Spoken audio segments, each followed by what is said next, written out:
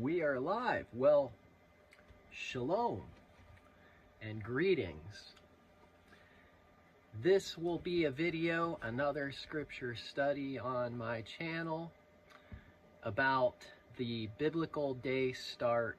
When does it begin? Particularly relating to, and for the purposes of, Sabbath observances and biblical feast day observances. When to begin observing a day of celebration and how to understand a biblical day. And as you see on the screen, sunset to sunset or evening to evening. The Bible talks about a day being measured from sunset to sunset. And if you stick with me on this video, this is going to be I want to put some devastation into deception, because I hate deception and I hate lies. Every lie is of the devil, and there's a very clear attack of the enemy on God's Sabbath day. And I don't believe that he would make it very hard, really, if he told us to remember the Sabbath day. It should be pretty straightforward. This is a part 10 in a series of videos about the topic, and it's been quite some time since I did the first 9 parts. Hopefully I won't rehash anything. But if I do, then you just get to hear it twice.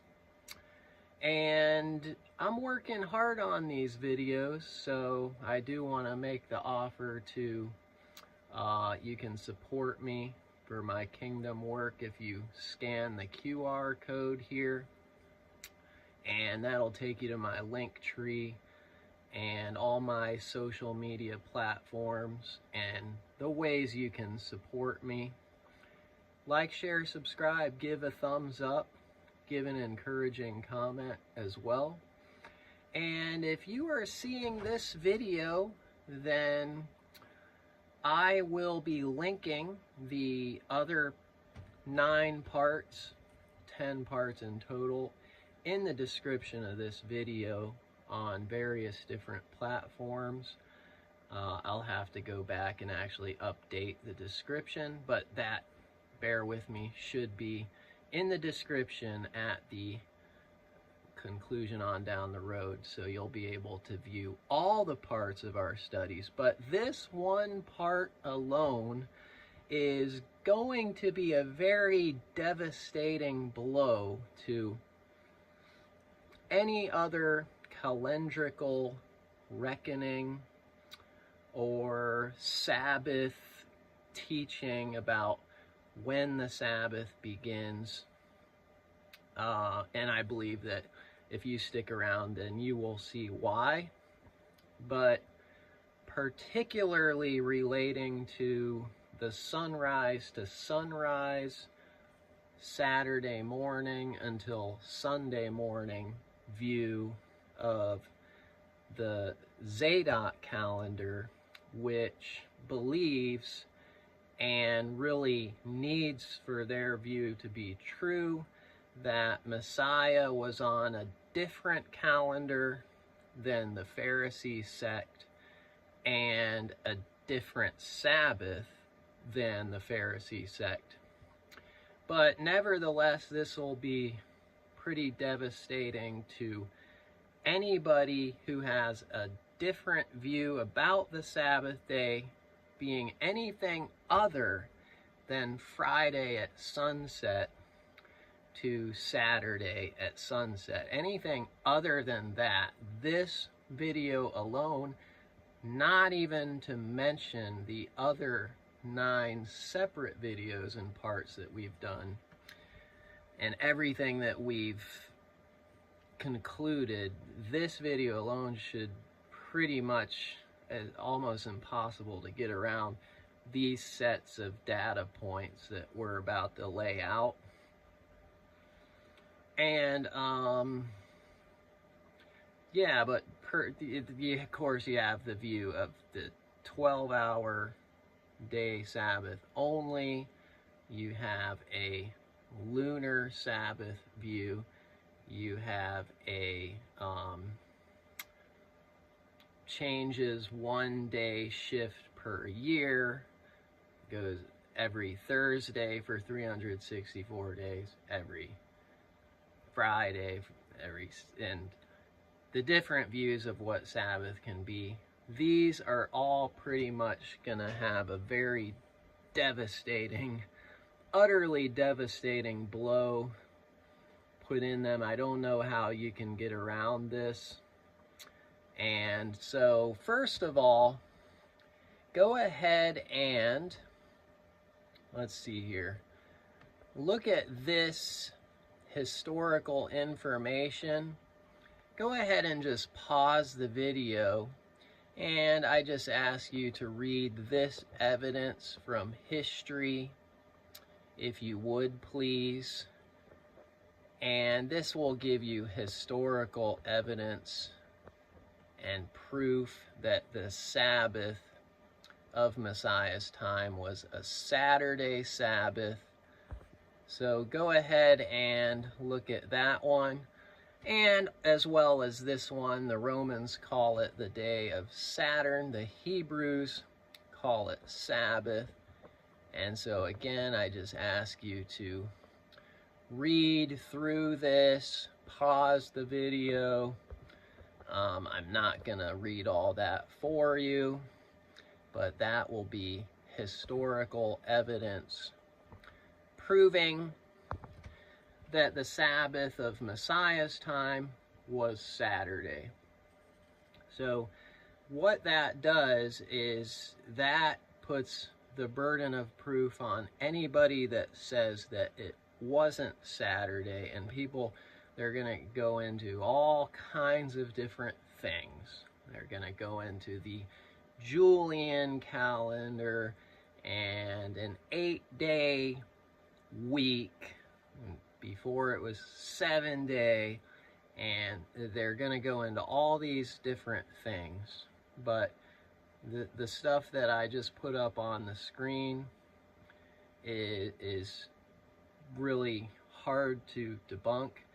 And why do we need to do that? Because, well, the Bible doesn't say Friday or Saturday or Monday, Tuesday, Wednesday, any of those. The Bible just says the 6th day and the 7th day, or the Shabbat of the week. It doesn't call the days Friday, Saturday, Sunday, Monday, Tuesday, Wednesday. So that's why we have to establish, first of all, that Messiah and the Jewish people of his time and the Pharisees of his time were keeping a Saturday Sabbath.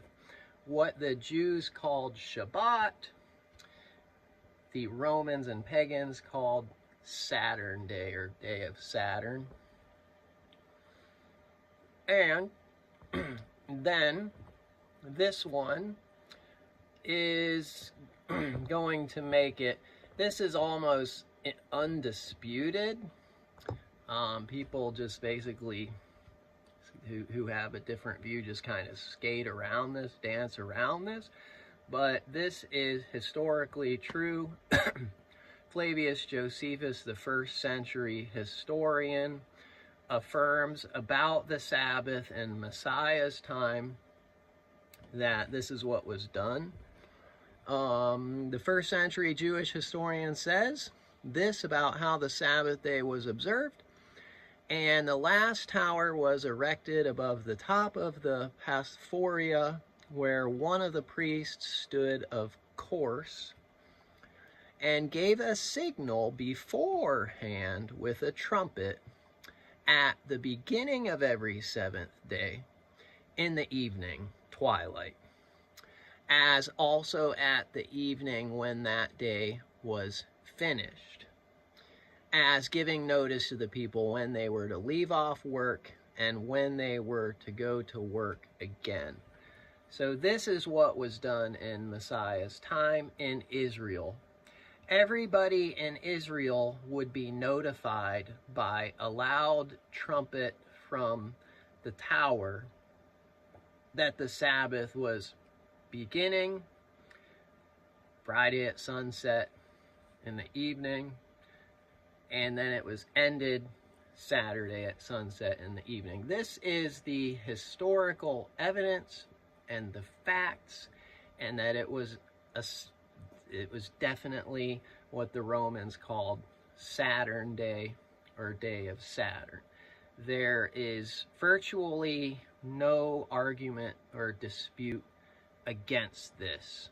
So this narrows it down that the 7th day of the week for Messiah in his time, that he was keeping a Sabbath of Friday sunset to Saturday sunset. And with this being one of the 10 commandments, and Messiah would be breaking the 10 commandments and a sinner if he did not correct the ruling party of his day. So if they were doing the Sabbath wrong and breaking the 10 commandments, then we should see Messiah, Yahushua, or Jesus, in his ministry time correcting them of when the Sabbath was. But on the contrary to this, rather than ever seeing Messiah, Yahushua, correcting them about when they observed the Sabbath, he was actually always observing the exact same Sabbath as the Pharisees, and he never corrected them on when the Sabbath was, but he was actually observing that very same custom with them in their same synagogues, in their same temples, at their same feast times. Now, okay, we're not going to get in the rabbit trail. Maybe some people could try to argue the annual Passover. Some will try to make the case that they were one day off from the Pharisee Passover. We're not going to get into that.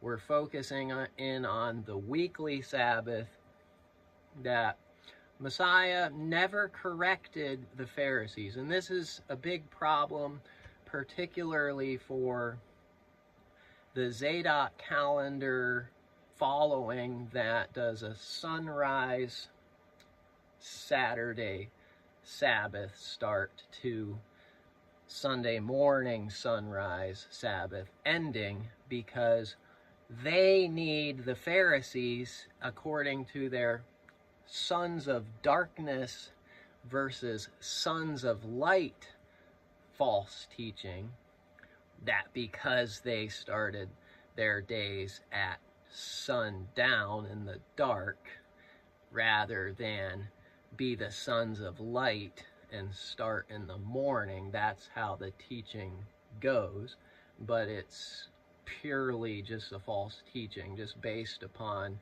calendrical things, that how you did the calendar made you a son of light or a son of darkness. It's completely unbiblical or unscriptural to even really suggest that. But that's what they need to be true. They need Messiah to be of the sons of light and do a sunrise Sabbath start, and they need the Pharisees to be on a false calendar and be the sons of darkness for their view to be correct. However, that's not the case. They're actually observing the same Sabbath day. And here we are in Luke chapter 4. This is all about a city in Galilee. He's teaching them on the Sabbath days. They're in the synagogues, and they're amazed at the authority of Jesus. And he's still here at the synagogue at Simon's house, heals his mother, and it says, Now, when the sun was setting, they that had any sick with divers diseases brought them unto him, and he laid his hands on every one of them and healed them.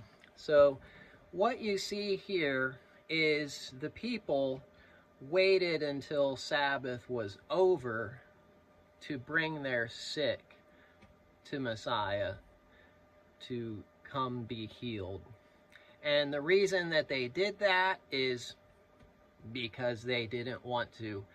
Number one, they would have feared and respected the ruling religious parties that didn't want them working on the Sabbath, so they waited till the Sabbath was over. Number two, many times, I mean, you have people being lowered in through the ceiling with groups of people. It literally could have been actual work and effort that you wouldn't have wanted to do on the Sabbath, and you wouldn't have wanted to burden the Messiah with that kind of responsibilities and duties on his Sabbath.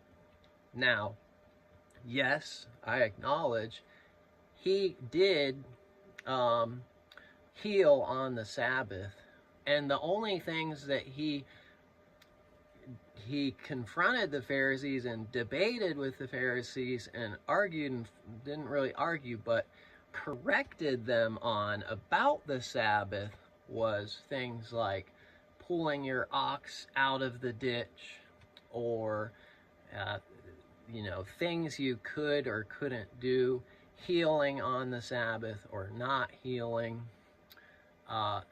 Those are the types of things that he had a confrontation with the Pharisees about the Sabbath, of what they could and couldn't do, but never about correcting them about when the Sabbath was. He never does that because they were on the same Sabbath. Now, here's the second one in Mark chapter 1, and this is more or less the same context, same thing. In the synagogues, just a parallel passage. Jesus heals at Peter's house. Peter's wife's mother, was sick with a fever. Same basic thing. And at evening, when the sun did set, they brought unto him all that were diseased, and he and that were possessed with devils, and he healed them. So here again, two examples of when Sabbath was over, they brought their sick people, and they did that work after the Sabbath was over, at sunset, at the evening. And this is the devastating blow, because they would not dare go against the Pharisees. For one, they would have respected them. They would have been afraid to go against the ruling religious leaders and rabbis in the Pharisee sect. And not only that, again, they're not going to want on their Sabbath to do a bunch of work. They're going to want to wait till the Sabbath is over, because they honor the Heavenly Father. They want to keep it holy, and they don't want to participate in work. So they waited till sunset, when the Sabbath was over, to bring their sick to Jesus to get them healed, as a rule of thumb. And here is Luke 13. This is just confirming when Jesus heals a woman on the Sabbath day. And this, what they would have been very aware of. It says, and the ruler of the synagogue answered with indignation, because that Jesus had healed on the Sabbath day, and said unto the people, there are 6 days in which men ought to work, In them therefore come and be healed, and not on the Sabbath day. So here they would have been very aware of this belief system of their time, that healing was prohibited, it wasn't allowed, it was forbidden to do this on the Sabbath. That was their teaching. So they would have waited till sunset when the Sabbath was over, and that's what they did. That proves that the Sabbath ended Saturday at sundown. And then it goes on to say, the Lord then answered him and said, Thou hypocrite, doth not each one of you on the Sabbath loose his own ox or his ass from the stall, and lead him away to watering? And ought not this woman, being a daughter of Abraham, whom Satan hath bound to these 18 years, be loosed from this bond on the Sabbath day? And when he had said these things, all his adversaries were ashamed. So let's have all the adversaries be put to shame here. Almost no way around this. So he didn't correct them on when the Sabbath was. He was clearly, it says it was the Sabbath, and he did these things. And they were in agreement about when the Sabbath was. Messiah would have been really in error not to have ever corrected them about the Sabbath if they were doing it Friday sunset to Saturday sunset, and that was wrong. That would have been a big problem for Messiah to do the wrong thing, because it would have been a sin to break the 10 Commandments. He never corrected them on when the Sabbath was. So we can know very clearly they were doing Friday sunset to Saturday sunset, aka the 6th day at sundown until the 7th day at sundown. Now we can see, and just I want to show this to affirm just the rulings in Chabad.org, Shabbat 53b. This does still stand to this day in the rabbinical rulings and teachings. This is the Gemara, which is part of the Talmud, that says the same thing of that time, that healing was strictly forbidden on the Sabbath. And this is separate from the actual commandments given to Moses at Mount Sinai, because this is the Talmud. This is rabbinical rulings, Pharisee beliefs, Orthodox rabbinical or rabbi opinions. This is not the same thing as a commandment. This is actually what Jesus broke on the Sabbath. He broke their rules, not God the Father's rules. But it says, here the sages issued a decree prohibiting all healing on Shabbat due to the crushing of herbs for medicinal purposes, which is prohibited by Torah law in their opinion. And again, it should be prohibited to stand a sick person in water to cool him off due to the rabbinic prohibition against engaging in healing on Shabbat. So there it is, still recorded modern times in the Gemara, in the Talmud, that healing was forbidden. The people would have been very aware of this. How would you get around this? You'd have to, well, they're gonna weasel their way out of it somehow. You know that much.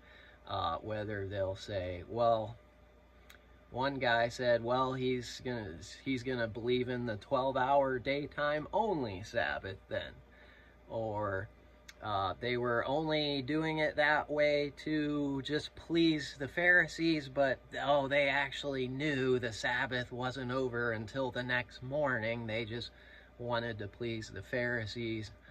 Or, you know, what other workaround? Well, Messiah, he just didn't care. He would heal anytime anyway, so that just doesn't prove it. But you still have to deal with that. He never corrected them on when the Sabbath was, of what they clearly believed it to be, the 6th day at sunset to the 7th day at sunset, which is in Roman pagan words, Friday sunset to Saturday sunset. And there is no way around that historical evidence. Now, did Messiah, Jesus, Yahushua, actually teach that this was correct? Did Messiah affirm and teach that a biblical day begins at evening chronologically? And I'm going to say yes, I believe that he actually did. He actually did affirm that this was the correct rendering. And I believe this is in Matthew 16. The Pharisees, also with the Sadducees, came and desired him that he would show them a sign from heaven. A sign from heaven. So we're talking about signs. He answered and said unto them, when it is evening, there's a sign, ye say it will be fair weather, for the sky is red. And in the morning, there's another sign, it will be foul weather today, for the sky is red and lowering. O ye hypocrites, ye can discern what? The face of the sky, the signs of the sky. You know when a biblical day begins, going back to Genesis 1, evening and morning. And here is a chronological acknowledgement of evening first, because they would chronologically approach the evening. That's why he would say it in this order. They would discern the weather. And chronologically after that, in time, morning, they would discern the weather. And so chronologically, this is an acknowledgement of what is the first sign and what is the second sign. Messiah is here affirming the Genesis 1 signs of the day. Evening is the sign for the night. Morning is the sign for the day. So he says, O ye hypocrites, ye can discern the face of the sky, but can ye not discern the signs of the times?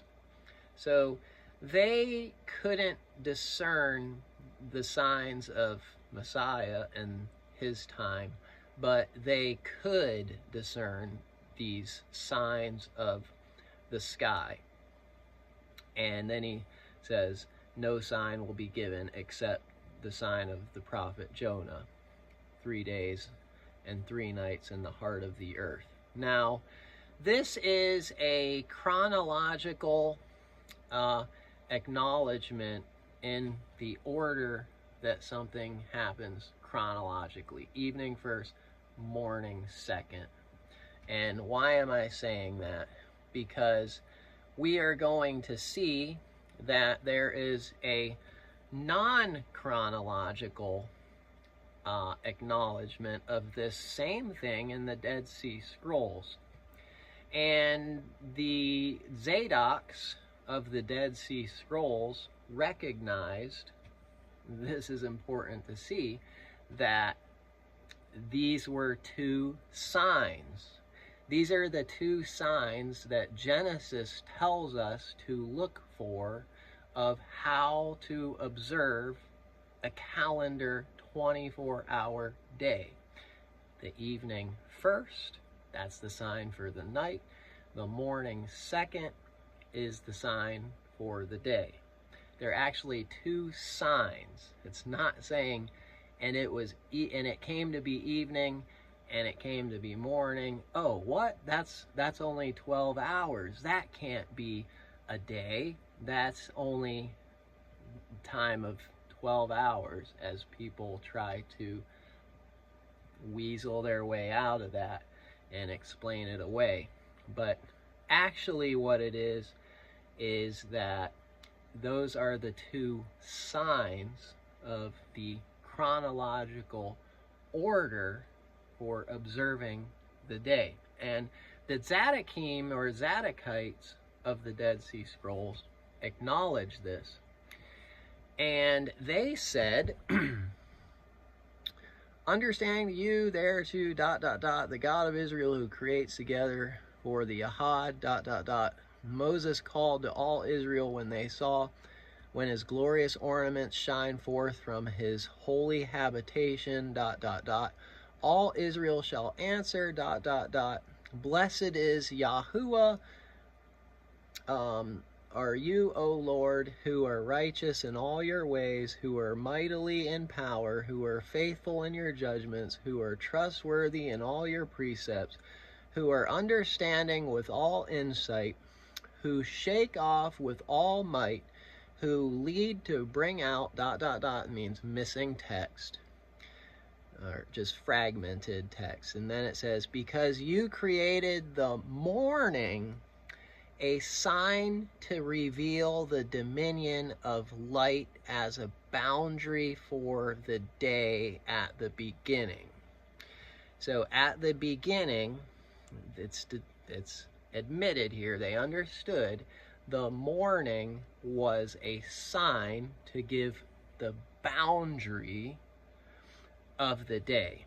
And that was given at the beginning. It was told us at the beginning. Now, this is the only place, I think maybe there's one other one where you could possibly try and say, oh, see, morning first, and then it's going to go to night second here. So it goes in that order. However, this is not telling you a calendar day in this text. This is not telling you how to observe a day chronologically. This is an order of importance acknowledgement.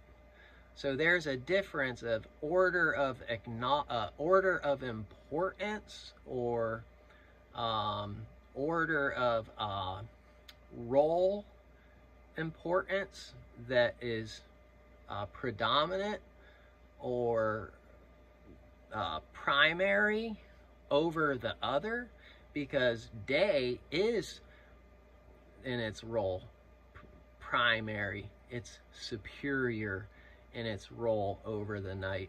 In that order, that is not chronological order.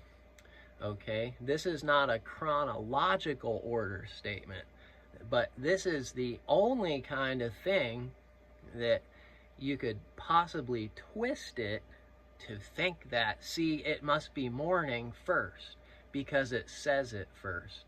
But this is not a chronological acknowledgement of something happened in time first. This is a superiority role importance, that day is superior to night acknowledgement. And the scriptures do that a lot. It puts day before night a lot of times because of role dominance.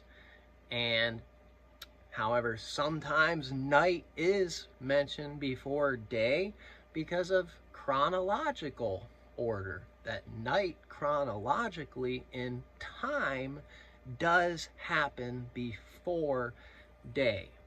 So you can say it either way. That doesn't mean that that's what the order of a day is. It's the same thing as if I say Mr. and Mrs. Smith. Well, I say Mr. Smith first because of order and role significance and superiority, not because Mr. Smith is chronologically first, Mrs. Smith could have been born in 1956, and Mr. Smith could have come 10 years later in 1966. So chronologically, Mrs. Smith is first. But I still say Mr. and Mrs. Smith because of the superior role, the dominant role of the man over the woman. That does not mean chronological. Okay, so let's just get that out of the way. This is not chronological order of the statement. And aside from this, you will never see anything in the whole Dead Sea Scrolls that makes the order of a day have a calendar day be ordered at sunrise first and the nighttime second. You'll never see that, but the contrary. But it goes on to say, at the beginning, these signs were established for their service to bless your holy name. When they saw that the light is good, see, Genesis 1 right there. And when they recognized that in all, missing text, men, because you created the evening a sign to reveal the dominion of darkness as a boundary for the night. Now, you know that people are going to say, see, it's in that order, even though day one, we know, we've already established factually that God did create in the darkness first before he said, let there be light. So people are going to take this and run with it. However, the important thing to acknowledge is that evening and morning are the two signs established at the beginning, which we saw that Messiah acknowledged to the Pharisees and Sadducees that they understood these signs correctly in their proper chronological order of evening first, morning second, taking us back to Genesis 1. Evening, it's not saying evening until morning and then stop. It's saying evening is the boundary and the sign of the night. Morning is the boundary and the sign of the day. That is day one. And then evening and morning, day two. Evening, morning, day 3, day 4, day 5, day 6. This is how you observe a calendar day, a 24-hour day. So yes, Messiah, I do believe, did reinforce that evening and morning were the two signs in that order chronologically. And the Zadokим of the Dead Sea Scrolls also understood these were two signs. So you're actually, you have to observe two signs in a 24-hour day, and you have to observe them chronologically in the correct order, starting with evening first. Now you have a night. Morning second. Now you have a 12-hour day to observe. That is a calendar day going back to Genesis 1. Messiah reinforced it.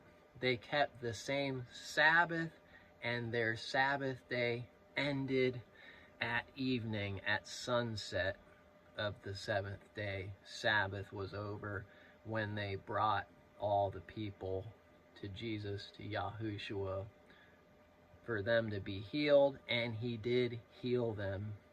So I think that you can see here that this is a very devastating blow to any other view or position. There's just this one video you could probably share And at this point, if people become aware of this information and they persist and continue to teach and believe contrarily, it's no longer just simply being ignorant or not knowing and not understanding. It starts to get to be more towards deceitful, because you're closing your eyes to undeniable factual evidence. So I pray that this will get shared out. I pray that this will help people, because the Sabbath is a very important commandment, and it's pretty straightforward. It's really not been debated, or okay, it's been debated, but nobody has really thought throughout time that the Jewish Sabbath was anything other than Friday sunset to Saturday sunset. Only after you come into it and someone starts feeding you something else and start to give you a brain teaser and really try to twist up your brain about it, and then you get confused. The confusion comes in. But when it comes down to it, this is really pretty straightforward. It's not something that God is going to make this just, oh, I just can't find it out. It's just, nobody knows. Nobody's sure. He's not going to say, remember to keep something holy and bless it and sanctify it and rest on it, and the Messiah do the same, and the Messiah keep it holy and show us the example, and then all his apostles and everybody in the New Testament keeping it holy. And then the deception to come along to change it to the first day of the week by the Church of Rome, that's the deception there, is that it was changed to the first day. That's the whole of the deception. And nobody denies that the first day, Sunday, that's the first day of the week, and the seventh day of the week is actually Saturday. Nobody really denies that. So this is just a very, very devastating blow. This really blows out of the water all the other views of the weekly Sabbath, and this puts a big kink in lunar Sabbath or any of these other calendrical reckonings that get off of this Sabbath. So thank you. That wraps it up. Pray over this, and please do look through the information I shared. Linktree, like, share, subscribe. See how you can support the channel for the work I'm doing. I do have more to come to further drive the nails, screws into the coffin. It ain't never getting out of that coffin. We're making it dead in the water. There's no way out of this one video. I have 9 more proof videos of multiple data points in each video. Yes, I am dumbfounded that there's so many that don't think that this is what the Sabbath is. But I'm glad to help people, and I'm just happy for myself to know in my heart what the Sabbath is. I thank the Father that He revealed and gave that to me, and that He would give me the responsibility to share it with other people. Shalom to a couple people came on. The Marbiter on Twitch. Wildly Unpopular. Ben, thanks for coming on. This is a permanent video, so you're permanently in my feed there. Okay, I'm gonna end it there, and thank you for coming on, anybody. I did do this live, and so now this is gonna be uploaded on my channels on Rumble, Odyssey, YouTube, Facebook, and the other videos are in the description for the other parts. Thank you so much. Shalom.